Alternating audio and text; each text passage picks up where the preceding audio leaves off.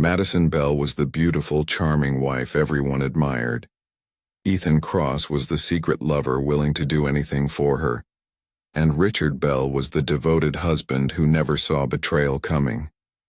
When love, lust, and greed collided, it ended with Richard dead, Madison behind bars, and Ethan caught in a trap of his own making.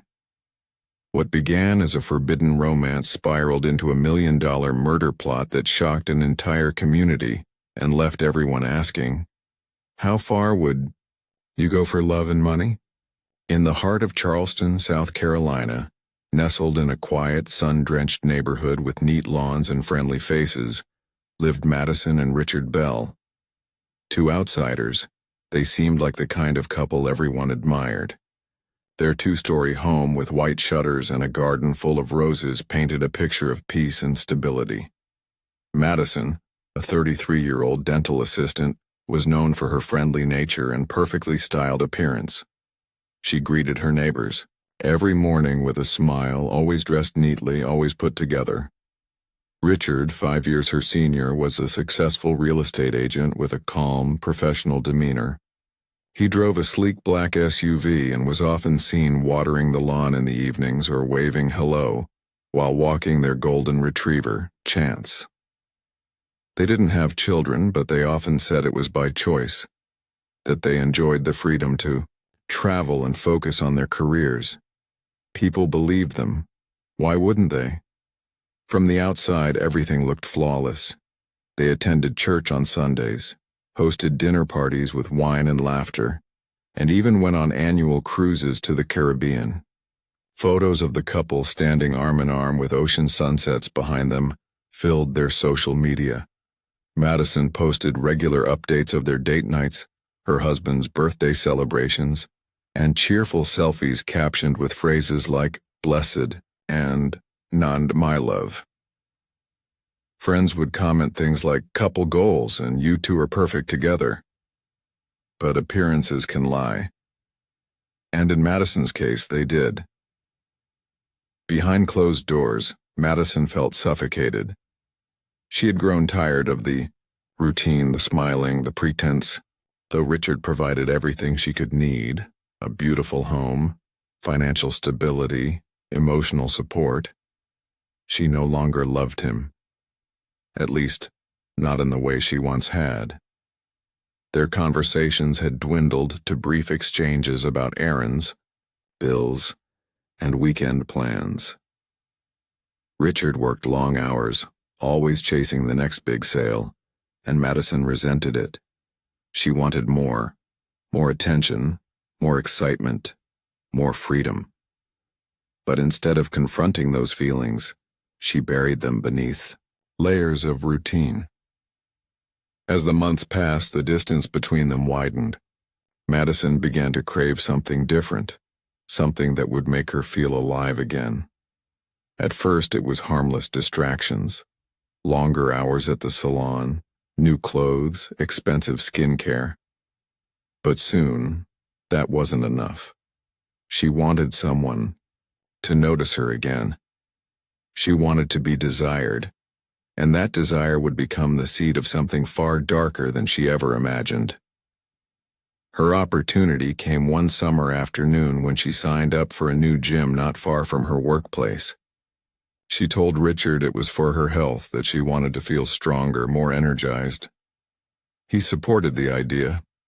In fact, he was thrilled that she was taking care of herself. But for Madison, the gym was more than a place to break a sweat. It was her escape. That's where she met Ethan Cross. Ethan was a personal trainer in his late 20s, lean and muscular with a cocky grin and an easy charm. Women at the gym often lingered near his area, laughing at his jokes, hoping he'd notice them. Madison caught his eye on her third visit. Unlike the others, she didn't flirt openly. She kept to herself, focused on her routine. That air of mystery is what drew him in. He offered her training tips, which led to casual conversations, which eventually turned into private sessions. Madison never told Richard about Ethan. At first, the sessions were innocent. They talked while she stretched or jogged on the treadmill. She shared small pieces of her life, her job, her dog, her love of wine and Italian food. Ethan shared stories of his struggles, a tough childhood, a broken engagement, his dream of opening his own gym. They bonded over their frustrations. Madison found herself smiling again, laughing in a way she hadn't in months. Ethan made her feel young, beautiful, wanted. It didn't take long for the affair to begin. They met in secret, often under the guise of Madison working late or running errands. She rented a hotel room once a week. It started as a physical relationship, but it grew quickly into something more intense. Madison confided in Ethan that she was unhappy, that her marriage felt like a cage. She painted Richard as cold and controlling, a man who ignored her and made her feel small. Ethan listened, believed her, and over time became emotionally invested.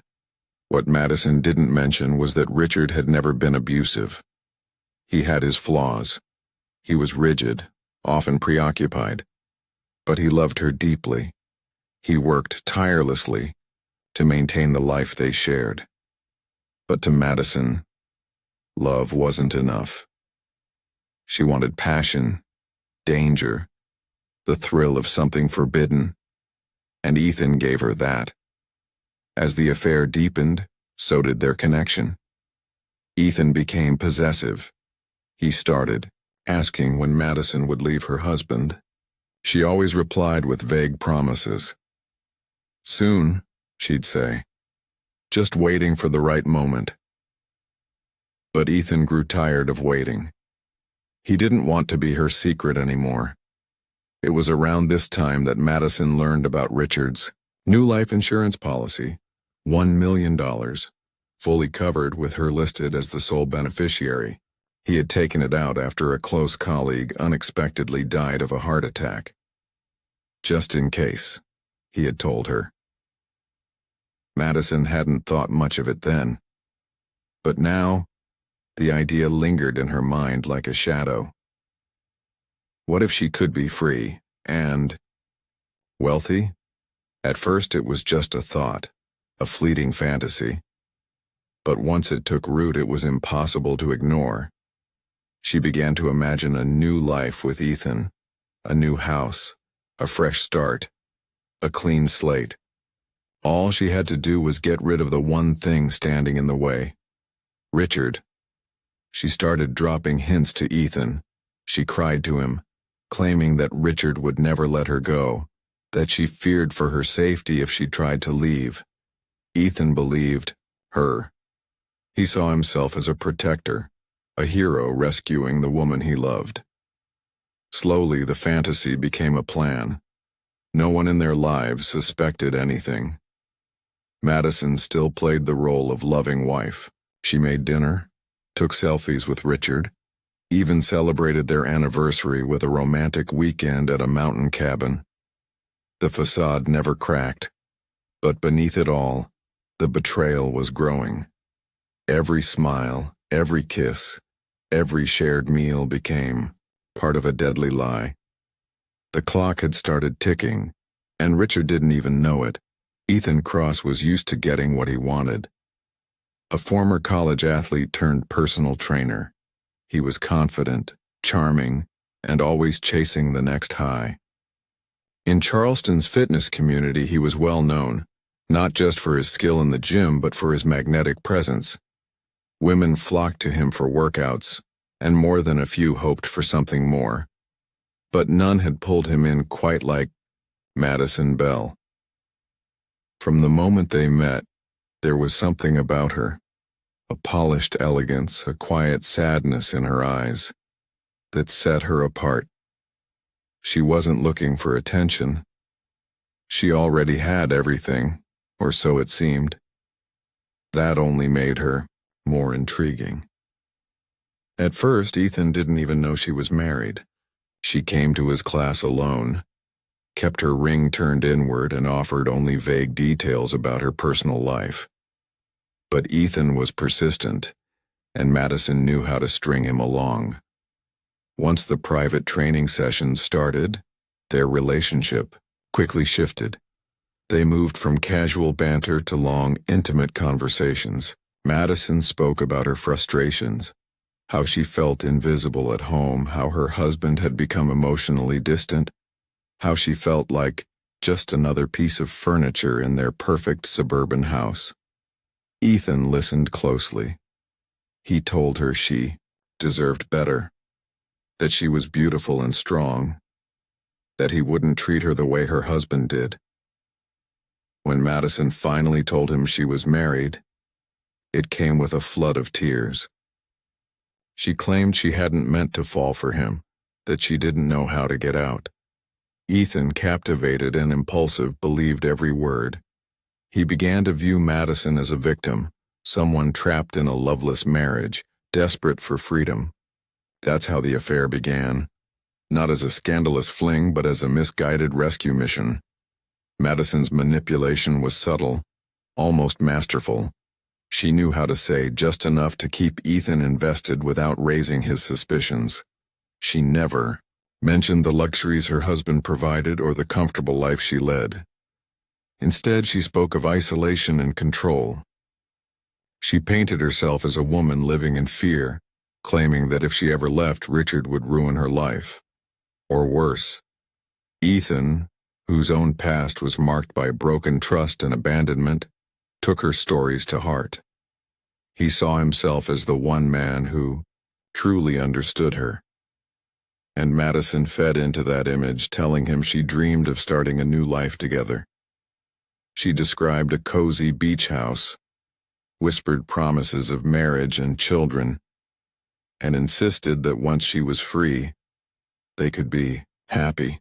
The only problem, she said, was Richard. It was during one of their hidden hotel getaways that Madison first mentioned the insurance policy. She told Ethan that Richard had recently updated his coverage, $1 million, with her listed as the sole beneficiary. She claimed Richard had done it without even telling her, that she only found out by accident.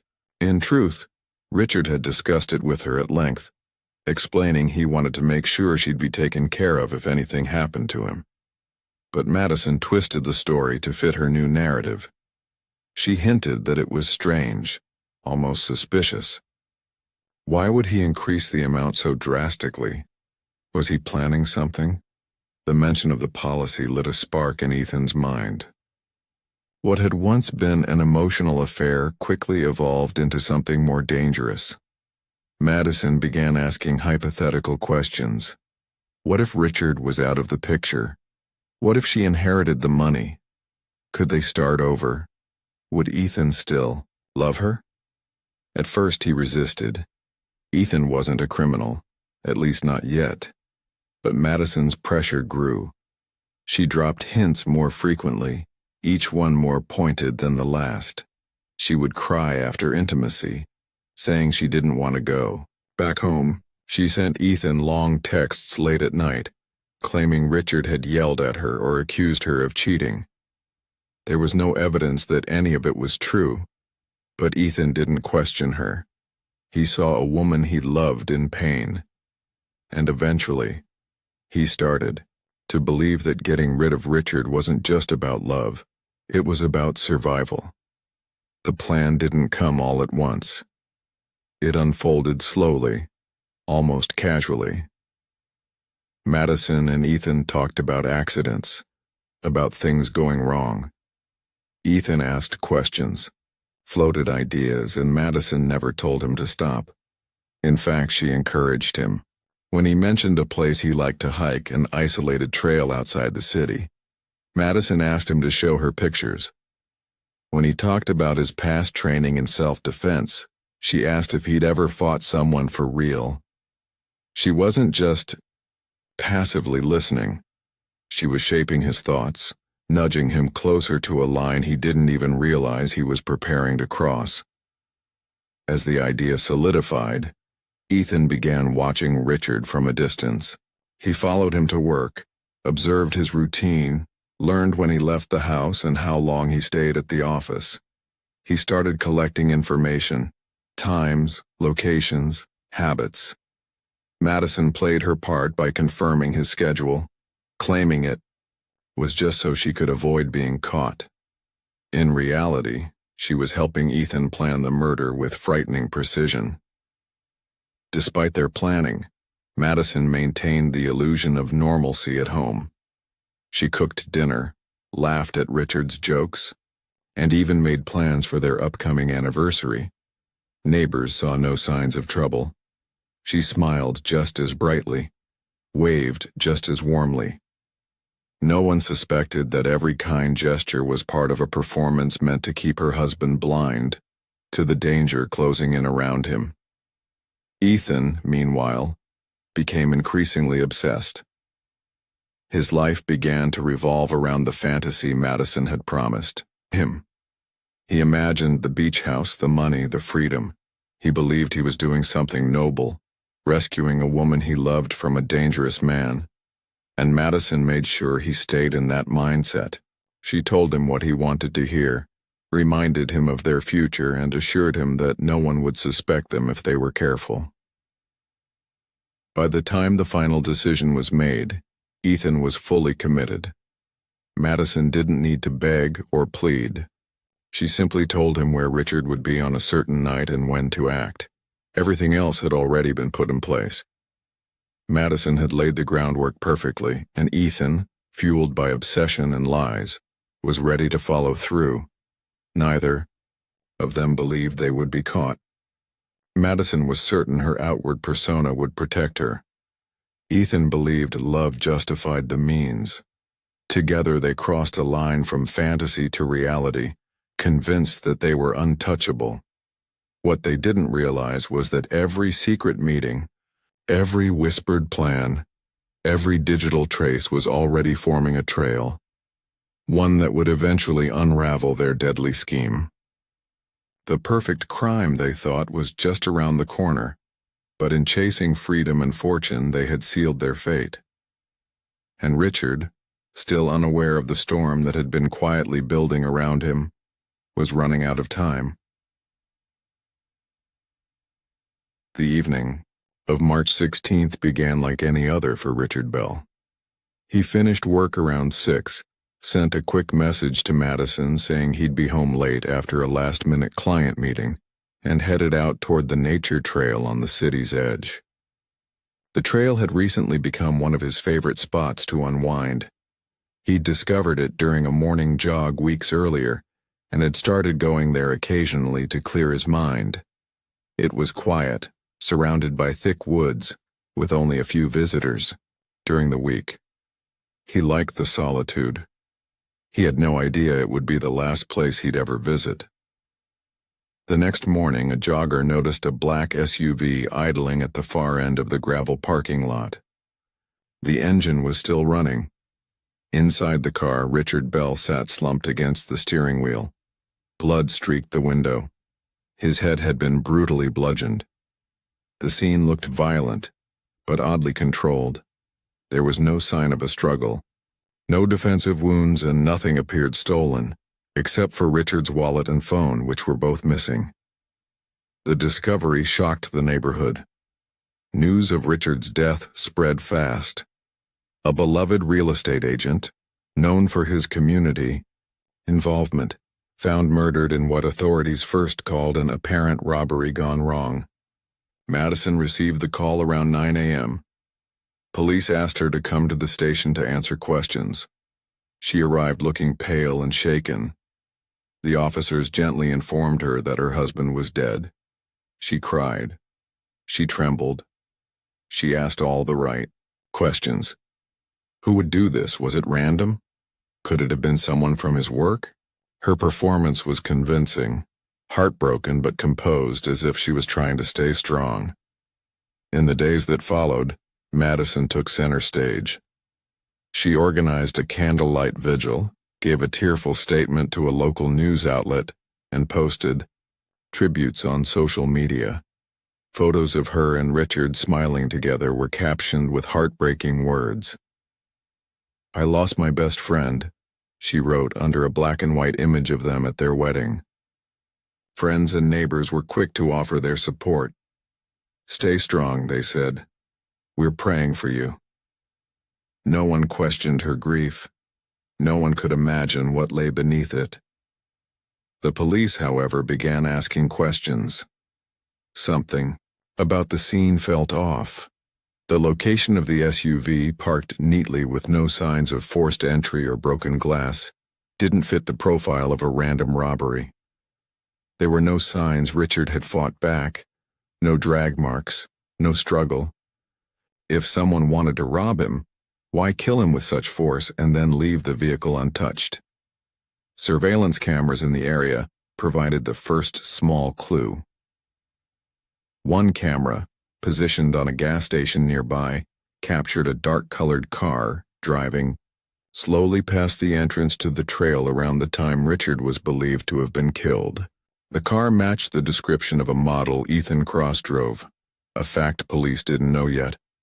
But the image was grainy, and the license plate wasn't visible. Still, it raised a red flag.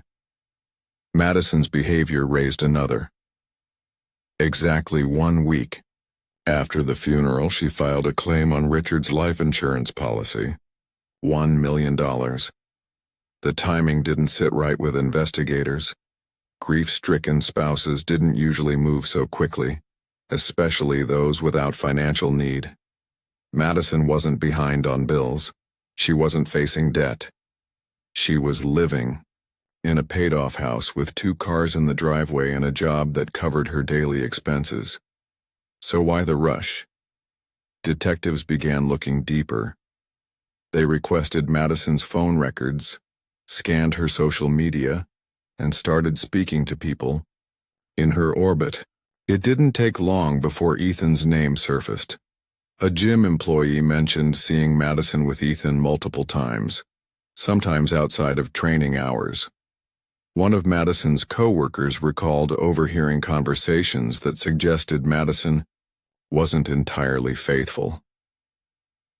Another neighbor mentioned that Madison had seemed unusually distant from Richard in the months before his death. It was enough to warrant a closer look. Police obtained a warrant to search Madison's phone. Though some messages had been deleted, forensic tools recovered fragments of conversations between her and Ethan. At first, the messages seemed vague, mostly affectionate phrases, romantic plans, expressions of love. But a deeper scan uncovered something far more troubling. Weeks before Richard's death, Ethan and Madison had exchanged messages that suggested more than just an affair. There were references to being free, to getting out, to making sure everything's in place. One chilling message from Ethan read, "Once it's done, we disappear." Investigators now had 2 things: motive and potential co-conspirators. The turning point came when they analyzed Ethan's cell phone records. On the night Richard was killed, Ethan had told friends he was out of town visiting family. But cell tower pings placed his phone near the nature trail between 6:45 and 8:15 p.m., the exact window of time during which Richard was believed to have been murdered. That discrepancy caught the attention of detectives. Ethan was brought in for questioning. At first, he denied everything. He claimed he hadn't seen Madison in days, that he barely knew Richard, and that he'd never even been to the trail. But as the questions piled up and the evidence was laid out, his story began to unravel. He stuck to his lies, but his nervousness was obvious. Investigators could sense it. He was hiding something. In parallel, they continued digging into Madison's actions. Surveillance footage from a bank revealed her withdrawing cash in small amounts over several days leading up to Richard's death. Interviews with hotel clerks confirmed she had met Ethan at least 4 times in the weeks before the murder. When police revisited her insurance claim, they discovered another layer. Madison had also recently inquired about a second policy, a supplemental one worth $250,000 that she never mentioned to anyone, including Ethan. The narrative was starting to shift. Madison had not only planned her husband's death with her lover, she had possibly been planning to double-cross him too.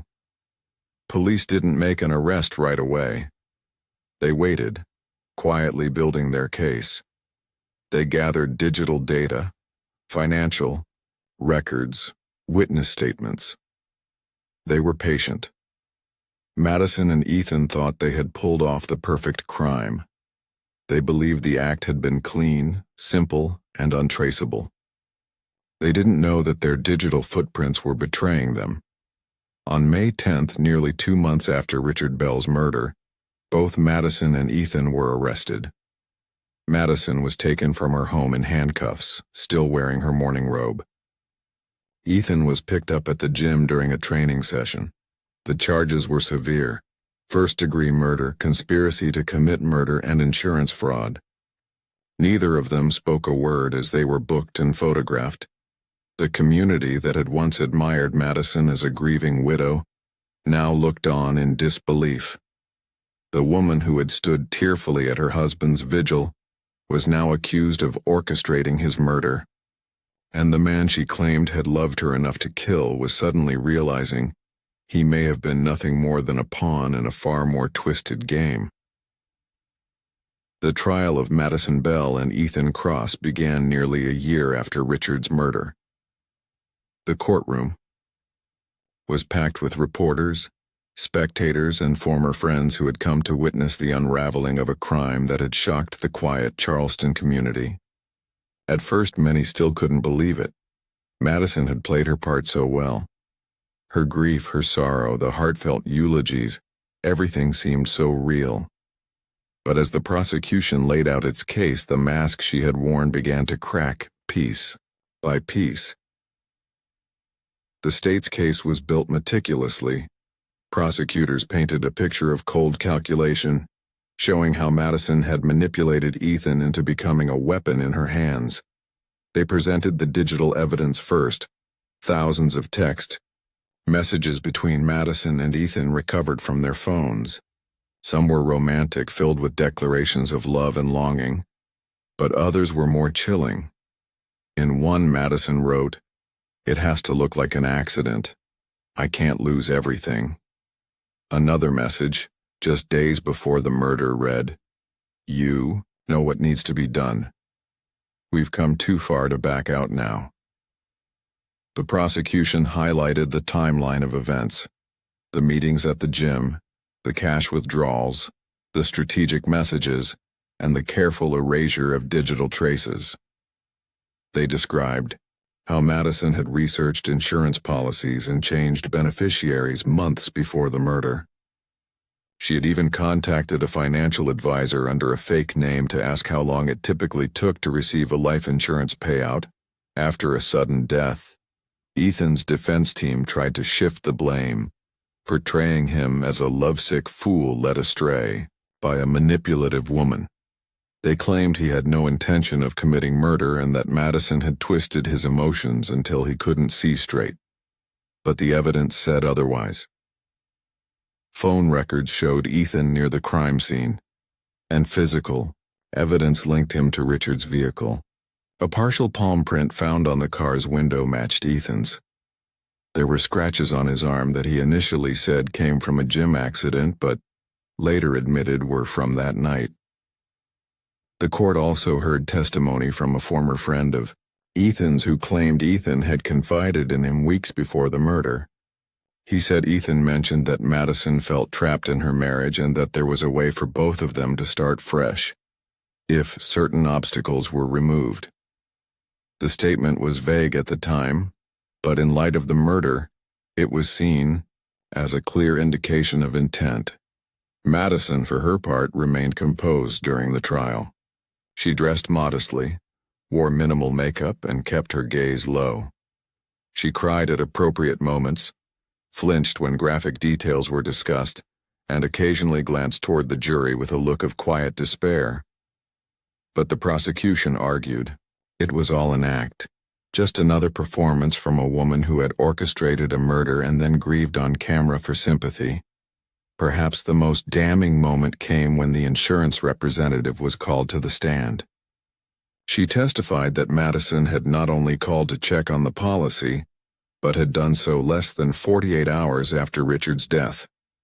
She asked whether the payout could be expedited and even requested the money be deposited into a newly opened account that no one else knew about.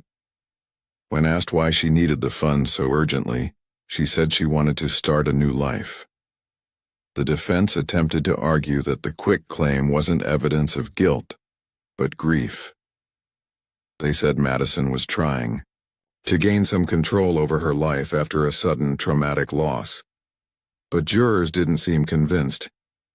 The sheer amount of planning, combined with her composed demeanor and the timing of her financial decisions, painted a different story. To further strengthen their case, prosecutors introduced expert testimony from a forensic psychologist. The Malheur expert described Madison as someone with strong narcissistic traits, someone who craved admiration, feared vulnerability, and could justify almost any action if it served her needs. She needed to be loved, protected, and wealthy. Richard gave her stability, but Ethan gave her attention. When the two desires collided, she chose the one that made her feel alive. Ethan's testimony, which came in the second half of the trial, was perhaps the most revealing. After weeks in jail and countless hours of interrogation, he finally broke. On the stand, his voice shook. He admitted to being at the trail that night. He claimed he only wanted to scare Richard, just to confront him and force him to let Madison go. But something went wrong, he said.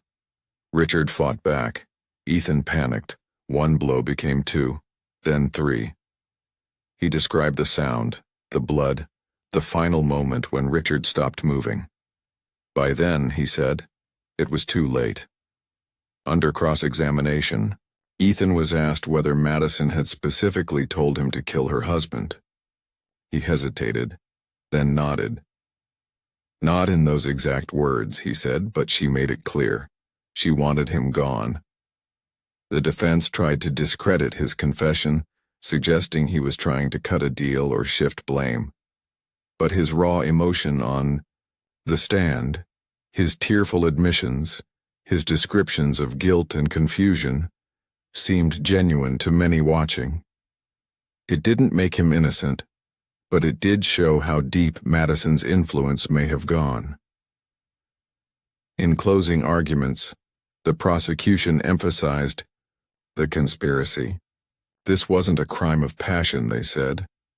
It was a murder built on lies, money, and manipulation. Madison had spent months grooming Ethan, shaping his thoughts, making him believe they had no other option. And when the murder was done, she smiled for the cameras and played the grieving widow, all while waiting for the insurance check. The jury deliberated for 3 days. When the verdict came, the courtroom fell silent. Madison was found guilty of first-degree murder, conspiracy to commit murder, and insurance fraud. Ethan was found guilty of second-degree murder and conspiracy. The judge sentenced Madison to life in prison without parole. Ethan received 35 years, with the possibility of parole after 25. Outside the courthouse, reporters swarmed, seeking reactions. Some of Richard's family members cried openly. One of his sisters said she finally felt justice had been served, though it would never bring him back. Others expressed disbelief that someone so seemingly gentle and loving could plan such a crime.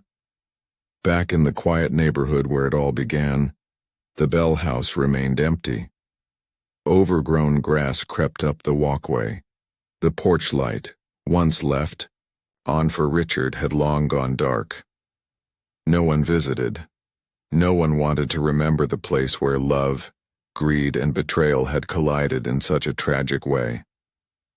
The story of Madison and Ethan became a cautionary tale, a chilling reminder of how easily charm can mask cruelty, and how even the most perfect lives can hide unthinkable secrets.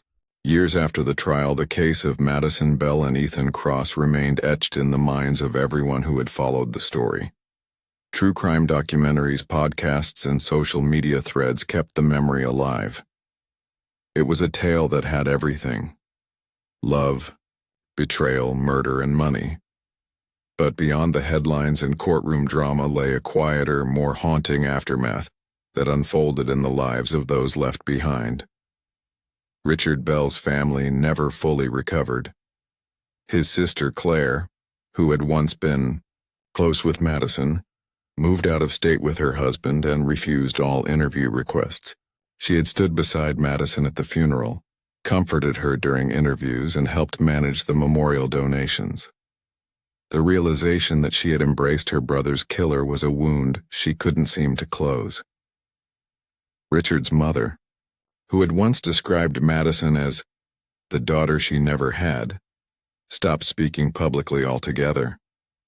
She withdrew from her community, began attending church in another town, and rarely discussed her son.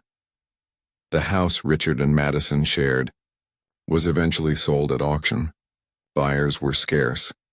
The new owners gutted the interior, tore out the carpet, and repainted every room. Still, whispers followed the property. Neighbors said lights flickered at night, and that people walking past sometimes thought they saw a figure standing in the upstairs window. Whether it was imagination or something more, no one could say for sure. What was certain was that no one forgot what had happened there. Madison, now an inmate in a maximum security women's prison, kept mostly to herself. She was placed in protective custody at first, not for her own safety, but because of the attention her case attracted. Other inmates recognized her. Some were curious, others were hostile. Over time, she settled into the routine of prison life. She worked in the library, avoided confrontation, and maintained a veneer of calm. Still, her story followed her. Guards spoke about her like she was a character in a novel, beautiful, cold, and dangerous. She rarely spoke of Richard. In letters reviewed by investigators after her conviction, Madison wrote more about her future than her past. She talked about wanting to write a book one day, about the media misunderstanding her, and about how prison had helped her find clarity. In one letter, she even claimed she still loved Ethan, though she felt betrayed by his courtroom confession. "He should have kept quiet," she wrote. "If he truly loved me, he would have protected me to the end." Ethan's fate was no less tragic. Though he was eligible for parole one day, his life had effectively ended the night of the murder.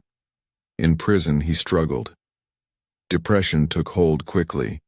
He lost weight, grew quiet, and spent most of his time in his cell. Unlike Madison, he didn't try to rewrite the story. He didn't grant interviews or write letters about how the media got it wrong. He simply accepted what had happened. He had taken a life, someone who had done nothing to him, and destroyed his own future in the process. In a rare statement submitted to a true crime podcast, Ethan wrote a few lines that offered a glimpse into his state of mind. "What I did can never be undone," he wrote. "I let love blind me, and in doing so I became the kind of man I never thought I could be. I don't expect forgiveness. I just hope one day people remember Richard more than they remember me." The financial side of the crime added another bitter layer. The $1 million insurance payout never reached Madison. The claim was frozen shortly after her arrest, and the funds were later redirected to Richard's estate. His family used part of the money to create a scholarship in his name at the local community college. It supported students pursuing careers in real estate, Richard's profession and passion. Though the scholarship couldn't bring him back, it gave his name a legacy that would endure beyond the crime. As the years passed, the frenzy around the case slowly faded. New crimes, new scandals, and fresh tragedies took over the public's attention. Yet, from time to time, the Bell case would resurface. An anniversary, a documentary rerun, a new podcast episode, and each time the same questions returned. How could someone kill for money? How could love turn so deadly? And how could two people so seemingly ordinary commit such a calculated, heartless act? Some theorists speculated Madison had been planning the murder long before she met Ethan. They believed she was always looking for a way out of her marriage, and Ethan was simply the first man she could mold into her plan. Others believed Ethan acted on his own, driven by jealousy and desperation, with Madison merely hinting at things she never expected him to do. But the jury's verdict had made it clear they did it together. The psychological profile crafted during the trial offered more insight. Madison wasn't just manipulative, she was strategic. She knew how to draw people in, make them feel special, and then bend their emotions to serve her needs. She didn't kill Richard in a fit of rage. She killed him with patience, over time, building a plan piece by piece until it was ready to be executed. Ethan, meanwhile, was vulnerable. He saw in Madison what he lacked in his own life: purpose, passion, and love. In following her, he lost everything. In Charleston, people still remember Richard as the kind, soft-spoken man who loved his job and his community. A photo of him still hangs in the real estate office where he worked. Every year on the anniversary of his death, his coworkers light a candle and hold a moment of silence. They don't talk about Madison or Ethan. They talk about Richard's smile, his patience, and the way he made people feel like family. In the end, the story of Madison Bell and Ethan Cross isn't just about a murder for money. It's about how obsession can distort love, how greed can overpower loyalty, and how even the most carefully constructed lies eventually collapse under the weight of truth. It's a reminder that behind every tragic headline is a trail of broken lives, and that justice, while slow, has a way of finding those who believe they can outrun it. Years later, Richard's name lives on in scholarships, in the memories of those who loved him, and in the lessons his case taught. Madison and Ethan, once inseparable in their twisted plan, now serve their time apart. Two lives locked away, forever marked by one unforgivable night. And while the world has moved on, the echo of what they did still lingers in quiet corners, in whispers of what might have been, and in the cold truth that even love, when poisoned by greed, can kill.